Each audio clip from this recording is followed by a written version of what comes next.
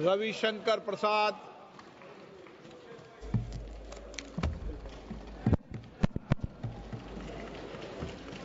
माननीय अध्यक्ष जी,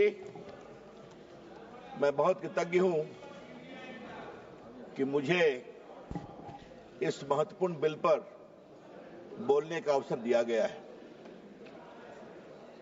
सर, मैं विपक्ष की बात सुन रहा था। मुझे उनके तर्क को समझने में थोड़ी कठिनाई हो रही है। वक्फ बिल में संशोधन होना चाहिए, लेकिन नहीं भी होना चाहिए। ये दोनों तर्क कैसे चलेगा? सबसे पहले बात थोड़ा संविधान की कर लेते हैं। आजकल लाल किताब बहुत घूमती है।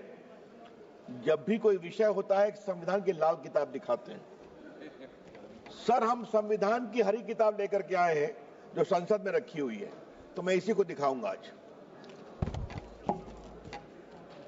सर, भारत के संविधान के मौलिक अधिकार में धारा 15 है।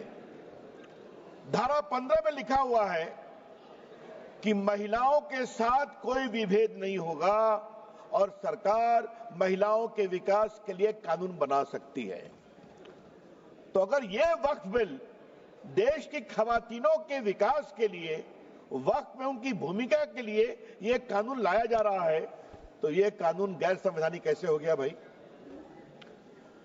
सर, संविधान की धारा 15 में यह भी लिखा हुआ है कि सामाजिक रूप से पिछड़े वर्ग के लोगों के विकास के लिए सरकार कार्रवाई कर सकती है। यह सच्चाई है। Honorable member, please. मैं जिस प्रदेश से आता हूं, Honorable member, please be seated. Honorable member, sir जरा लोगों को बैठा please be seated. Honorable member, जरा बैठ जाए। Honorable member, मैं भी आग्रह करूंगा। see the back to the chair. Please be seated. Venugopal जी, जरा मैं बोल रहा हूं, आप भी सुन लीजिए। Mister Venugopal, Yes.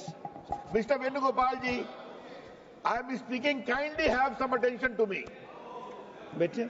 सर, मैं ये कह रहा था कि मैं जिस प्रदेश बिहार से आता हूं, वहां बहुत सारे पिछड़े मुसलमान हैं। उत्तर प्रदेश में भी हैं, पसमंदा कहते हैं हम, कई कैटेगरी के हैं। उनको वक्फ के मैनेजमेंट में अवसर नहीं मिलता। और अगर संविधान की धारा 15 के आलोक में इस बिल में इस बात का प्रावधान किया जा रहा है कि पिछड़े मुसलमानों को भी वक्फ में जगह दी जाएगी, उनको जगह दी जाएगी, तो परेशानी क्यों है इनको? और सर, जहां तक सर सवाल है सर, मैं ये बताना चाहता हूं कि संविधान की दुहाई का जवाब मैं संविधान से ही दे रहा हूं। ये वक्फ में जो संशोधन हो रहा है वो मौलिक अधिकार की धारा 15 में उसकी अनुमति मिलती है। अब सर, धारा 25 की बात की गई। सर, अब हमारे विपक्ष के उपनेता को मैं सुन रहा था, आपने धारा 25 का जिक्र किया, तो धारा 25 का क्लॉज 2 भी पढ़ लीजिए मेरे साथ। सर, मैं आपके सामने पढ़ना चाहता हूं। Nothing in this article shall affect the operation of any existing law or prevent the state from making any law regulating or restricting any economic, financial, political or other secular activity which may be associated with the religious practice। तो अगर वक्फ की जमीन बर्बाद हो रही है, अगर वक्फ की जमीन लूटी जा रही है, अगर वक्फ की जमीन हड़पी जा रही है, तो संविधान की धारा 25 यह अधिकार देता है कि कानून बन सकता है। तो कृपया करके कोई अगर आप धारा संविधान की कोट करते हैं तो पूरी की पूरी कोट करें। सर, मैं प्रावधानों पे आने के पहले एक और बुनियादी बात उठाना चाहता हूं। वक्फ के माने क्या है सर? माननीय मंत्री जी ने विस्तार से बताया है। Waqf is not a religious body. Waqf is just a statutory body. वो कोई धार्मिक संस्था नहीं है, वो सिर्फ एक वैधानिक संस्था है। सर, दूसरा सवाल आएगा सर, अच्छा आप अपने पारी का इंतजार करिए ना, You are a very eloquent speaker, I know. Wait for your turn. Sir, इसी से एक और सवाल उठता है सर, मुतवल्ली की क्या भूमिका होती है? आज मैं चाहता हूं इस बात को सदन में रखूं और सदन के माध्यम से देश में जाए।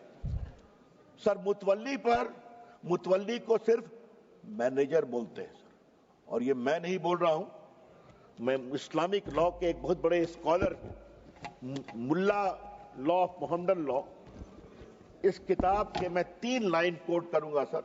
मुल्ला principle of Mohammedan law, M Hidayatullah जो भारत के पूर्व मुख्य न्यायाधीश थे, उन्होंने इसको रिवाइज किया था सर, बहुत बड़े जूरिस्ट थे, और मैं इसके सिर्फ एक पैराग्राफ को पढ़ूंगा sir. Para 202, mutawalli, under the Mohammedan law, the moment a waqf is created, all rights property pass on the waqif and vested in the Almighty.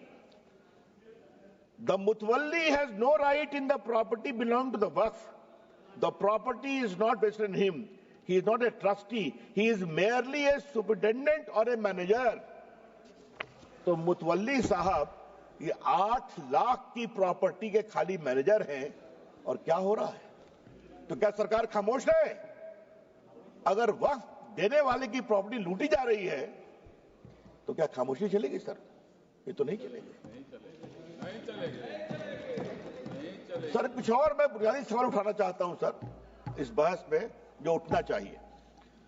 ये 8 लाख संपत्ति है, इसमें कब्रिस्तान भी होंगे, इसमें मस्जिद भी होगी सर। आज मैं ये सवाल इस संसद के सामने उठाना चाहता हूं, कितने स्कूल बने वक्फ की संपत्ति पर, कितने अस्पताल बने वक्फ की संपत्ति पर, कितने स्किल सेंटर खुले वक्फ की संपत्ति पर, कितने अनाथालय खुले वक्फ की संपत्ति पर, कितनी बेवा विधवा बेटियों बहनों को सिखाए गए सिलाई कढ़ाई जीने का तरीका, गिनतियों पर भी आएगा सर। तो ये बार बार जो वक्फ की बात बोलते हैं, अगर आज इस कानून के द्वारा वक्फ की जमीन को रेगुलेट करके उसकी प्रॉपर्टी में फंडिंग अच्छी आए और उस जमात के लोगों के लिए इसका विश्वास बढ़े, तो इनको परेशानी क्यों होती है सर? सर, इस परेशानी की मैं वजह समझता हूं, और अब मैं इस परेशानी की वजह पर आ रहा हूं। दिल से तो कहते हैं कि हम चाहते हैं संशोधन हो, लेकिन राजनीतिक मजबूरी इनके पैर पीछे खींचती है। सर, बहुत सालों से राग वही है, सुर वही है, तीखापन वही है, भाषा वही है। और मैं 3 उदाहरण देना चाहता हूं सर। याद करिए, शाहबानो के केस में जब सुप्रीम कोर्ट ने एक निर्णय दिया कि शाहबानो एक डिजर्टेड वाइफ थी, उनको कुछ 100 रुपये मिले, तो सुप्रीम कोर्ट के फैसले पर हो हल्ला किया गया।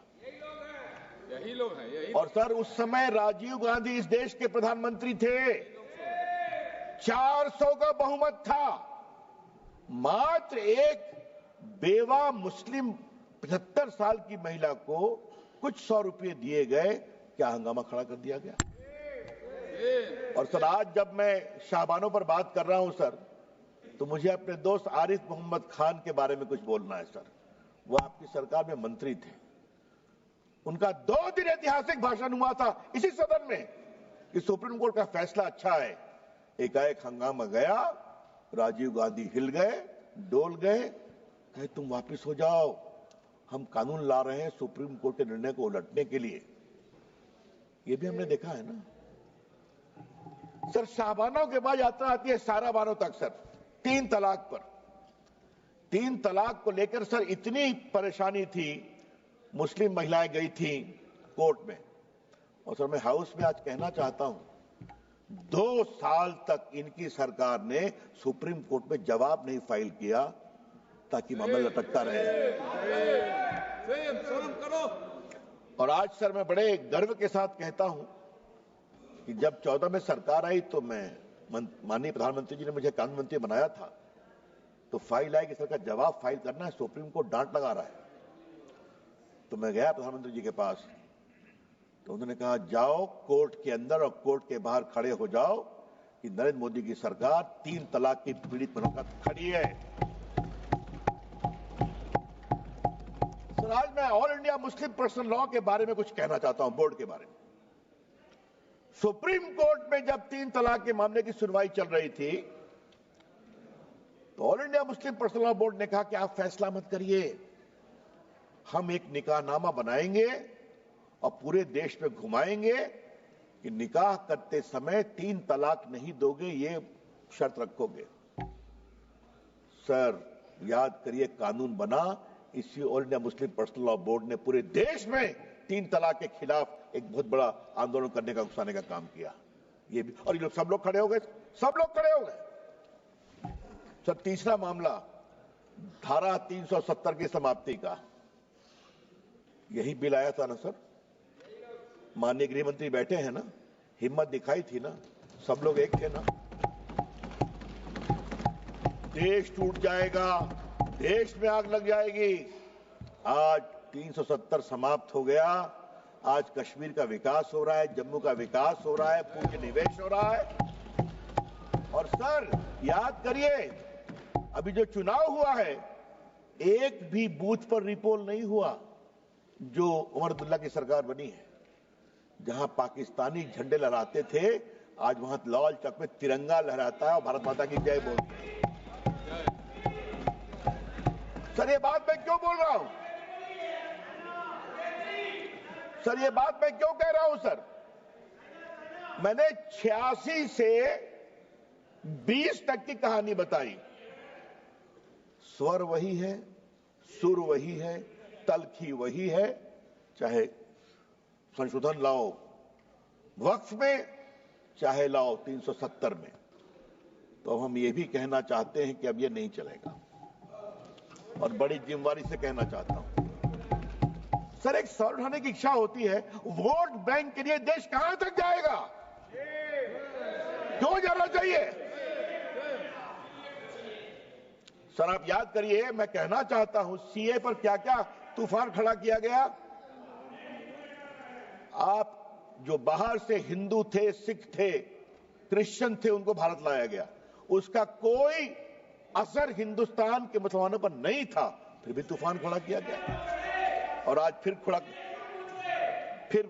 खड़ा करने की कोशिश की जा रही है। सर, अच्छा जरा आप शांत रहिए। अरे धर्मेंद्र जी, कभी तो हमको सुन लिया कीजिए। अखिलेश जी सुनते हैं, आप नहीं सुनते, यही समस्या है। सुनिए सर, इससे जुड़ा एक और बड़ा सवाल है सर, और वो सवाल मैं उठाना चाहता हूं। मुस्लिम जमात इस देश के लोग हैं, जितना हिंदुओं का उतना आपका है, कोई शक नहीं है। लेकिन मुस्लिम जमात के आदर्श कौन होंगे? क्या मुस्लिम जमात के आदर्श वोटों की दलाली करने वाले, सौदागरी करने वाले होंगे? अगर ये है तो ये देश को स्वीकार नहीं होगा।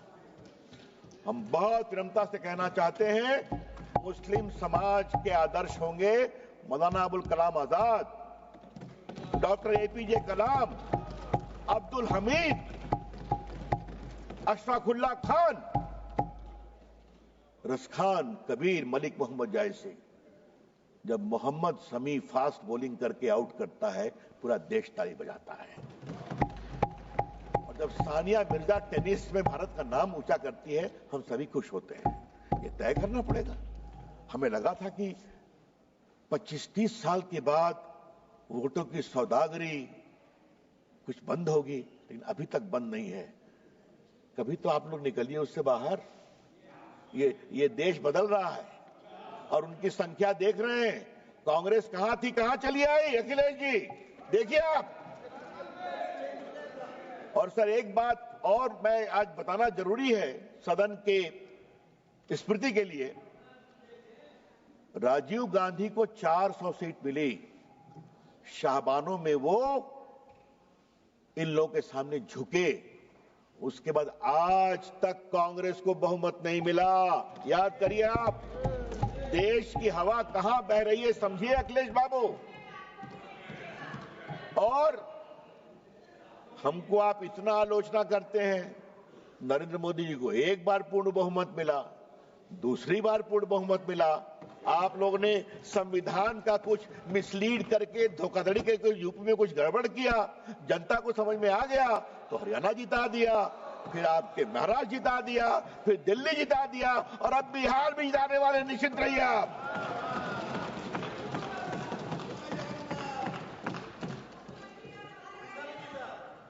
वो तो पहले जीत गए थे। सर, मैं आपसे आज इस बहस के क्रम में कुछ और बड़ी बातें कहने की जरूरत है। ये जो 13 का कानून, सॉरी, बार बार कहा जा रहा है कि अच्छा लगा मुझे उपनेता ने, कांग्रेस ने कुछ कहा कि बदलाव पहले भी हुए हैं। सर आपकी जानकारी के लिए अगर देखें आप, आजादी के बाद 54 में एक्ट आया, 59 में बदलाव हुआ, 64 में बदलाव हुआ, 69 में हुआ, 84 में बदलाव हुआ, फिर 95 में आया। और सर ये रिकॉर्डेड है, अगर आप निर्देश देंगे तो हम प्रस्तुत करेंगे। ये सारा कुछ बदलाव कुछ जमातों के दबाव में आया। और सर 95 कब आया? जब राम जन्मभूमि का आंदोलन चल रहा था। हाँ, तो इन लोगों ने कहा ठीक है, हमारे वक्फ में बदलाव करो। और 13 कब आया? जब इनके हारने का रास्ता खुल रहा था। सर जब आप इस तरह से कानून में बदलाव करते हैं तो आपकी मंशा अक़लियत की सेवा करना नहीं है, आपकी मंशा अपने वोट का इजाफा करने की है। फिर भी आप हार जाते हैं, तो फिर भी नहीं समझते। सर अब मैं इसकी आवाज मैं सुन रहा हूं, अपने प्रदेश की है क्या? चलिए।